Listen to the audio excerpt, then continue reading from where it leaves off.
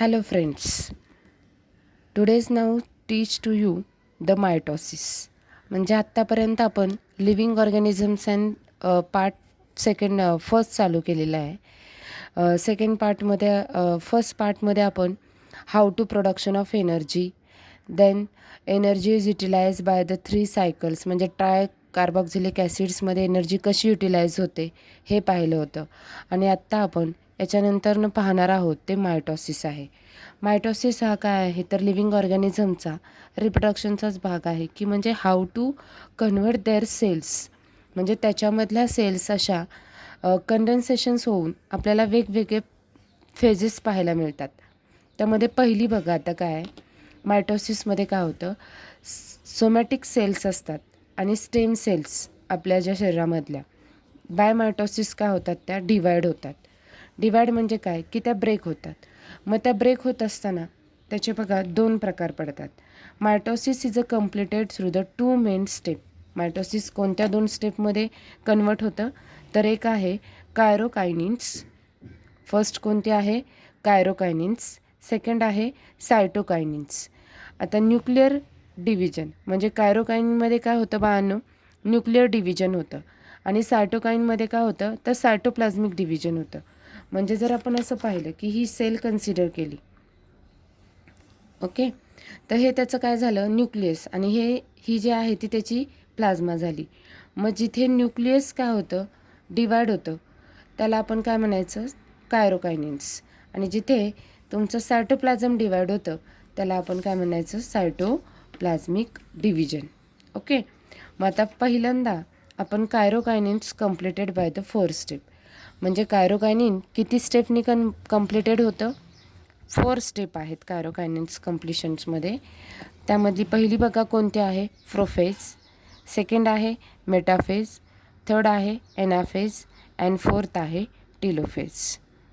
Okay, मग सुरुवातीपासून परत एकदा रिवाईज करू की मायटॉसिस म्हणजे काय की इथे सेल डिव्हिजन होतं.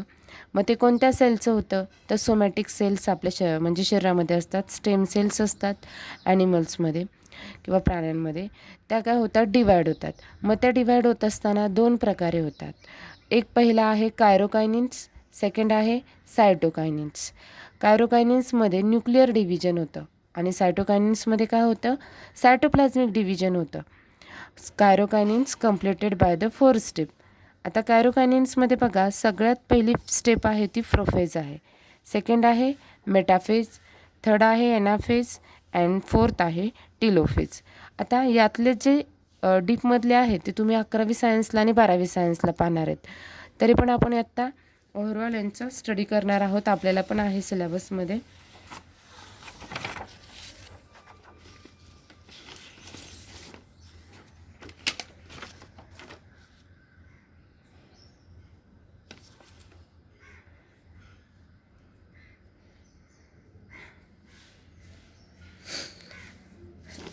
त्याआधी एक सांगायचं राहिलं की all of you know about the cell division. आता सेल डिव्हिजन म्हणजे काय की आपली जी ॲनिमलची सेल असते, समजा ही सेल कन्सिडर केली आपण, ओके.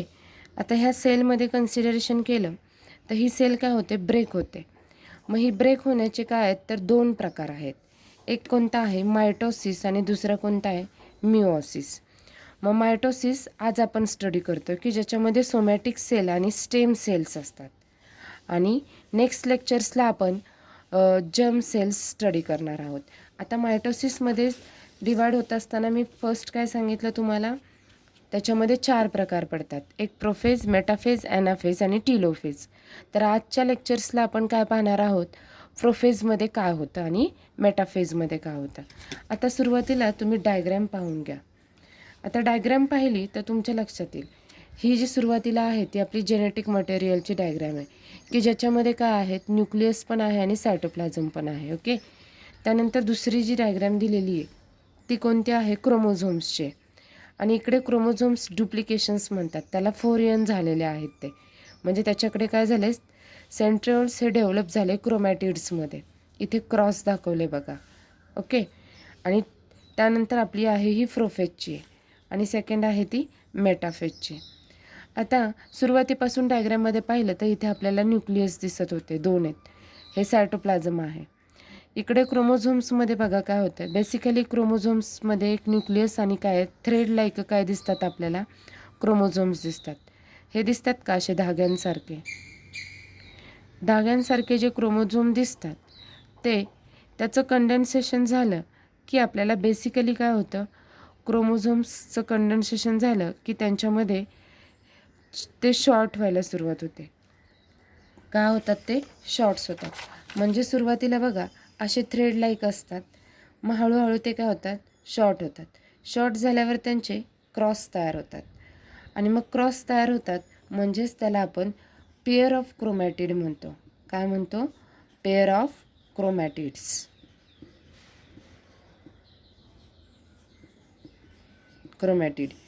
पेअर ऑफ क्रोमॅटिड म्हटलं जातं. म्हणजे ते काय होतात डुप्लिकेट व्हायला सुरुवात होते. काय होते? डुप्लिकेट व्हायला सुरुवात होते. म्हणजे जर आपण याचे कॅरेक्टरिस्टिक पाहिले त्यामध्ये तुम्ही पहिलं कॅरेक्टरिस्टिक काय सांगताल प्रोफेजमध्ये? First, condensations of the thread like chromosomes. म्हणजे सुरुवातीला काय होतं की जे आपल्याला थ्रेड लाईक क्रोमोझोम्स दिसतात ते थ्रेड लाईक क्रोमोझोम्स काय होतात, कंडेन्स व्हायला सुरुवात होते आणि ते कंडेन्स झाले की काय होतात पुढे ते बाळांनो शॉर्ट होतात. Okay student. आणि ते शॉर्ट झाले की they are starts to the pier.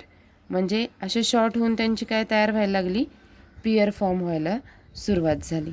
म्हणजे सिस्टर क्रोमॅटिड्स आर फॉर्म्स. आता सेंट्रिओल्स म्हणजे बघा हे सेंट्रिओल आहे, इथे पण हे सेंट्रिओल आहे. मग हे सेंट्रिओल्स काय होतात, सेपरेट व्हायला सुरुवात झाली. कशामध्ये? तर प्रोफेजमध्ये आपण नेक्स्ट कॅरेक्टरिस्टिक काय सांगणार, centrioles duplicate to each centrioles. म्हणजे सेंट्रिओल्स हा डुप्लिकेट होऊन आपल्याला सेपरेट झालेला पाहायला मिळतो आणि ते दोघं त्या न्यूक्लियसच्या अपोजिट साईडला काय होतात तर गेलेले दिसतात. म्हणजे centrioles are duplicate each centrioles and they are moved to the opposite sides. आता तुम्हाला न्यूक्लियस आणि न्यूक्लिअर मेम्ब्रेन काय होते, डिसॲपियर व्हायला सुरुवात होते. म्हणजे ही जी न्यूक्लियस दिसते आणि ही न्यूक्लिअर मेम्ब्रेन आहे त्याच्या भोवतीची, ही काय होते, डिसॲपियर होते आणि it is converting to the metaphase. म्हणजे जेव्हा आपण मेटाफेजमध्ये बघतो तर आपलं न्यूक्लियस आणि न्यूक्लिअर मेम्ब्रेन काय झालेले असते, निघून गेलेली असते. म्हणजे ती कंडेन्सेशनमध्ये कॅन्सल्स होते. आता मेटाफेजचं कॅरेक्टरिस्टिक सांगताना काय सांगणार तुम्ही, इथं सुरुवातीला न्यूक्लियस होतं, इकडेही होतं, इकडे होतं. मग हे सेंट्रिओल्स काय होतात, ब्रेक होतात, अपोजिट साईडला जातात. थ्रेड लाईक क्रोमोझोम्स होते ते क्रॉस होतात, शॉर्ट होतात आणि त्यांचे क्रोमॅटिड सिस्टर्स तयार होतात. मात्र मेटाफेजमध्ये clearly visible there sister chromatids. म्हणजे मेटाफेजमध्ये आपल्याला हे सिस्टर क्रोमॅटिड्स दिसतात ना, हे काय होतात, क्लिअर व्हिजिबल व्हायला स्टार्ट होते. आणि all chromosomes are arrange in a parallel. बघा कसे आहेत ते एकमेकांना पॅरलल आहेत की नाही, एकाखाली एक आहेत एकाखाली एक.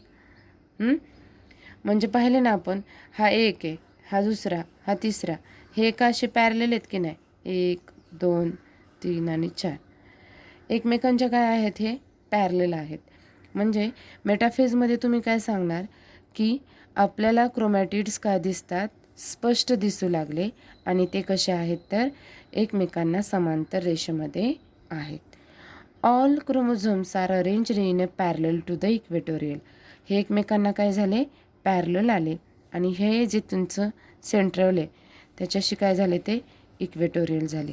आता ही जी मी लाईन दाखवलेत बघा अशा अस्पष्ट ह्या म्हणजे काय आहेत तर याला आपण काय म्हणतो, this lines is says to be a flexible fibre. काय म्हणायचं याला, फ्लेक्झिबल फायबर्स असं म्हणायचं.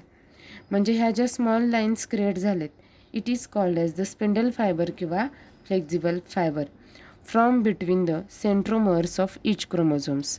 म्हणजे कुठे तयार झालेत, हे जे आपलं आहे ते इट इज कॉल्ड एज सेंट्रोमर्स.